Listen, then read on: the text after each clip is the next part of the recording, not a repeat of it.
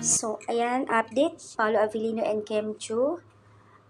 Departure na nga sila kanina sa Birmingham, United Kingdom for alinlang pasasalamat sa June 30 Woodgate Valley Country Park.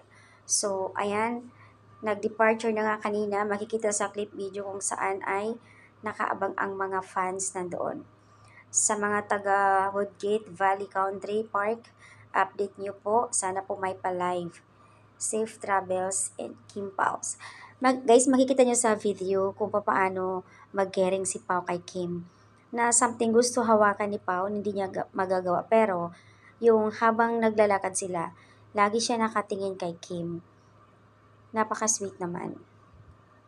So, ayan guys, see you on Sunday sa mga nandoon. Kaya abang-abang kayo.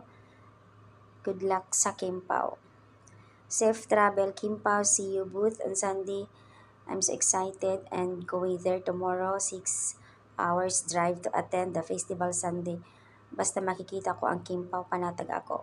Sobrang thankful ako dahil aabangan ko talaga sila na kahit may gagawin, may trabaho ako, pwede kong magagawa. Magpapaalam ako sa boss ko. Ay, basta makita ko lang ang Kim Pao.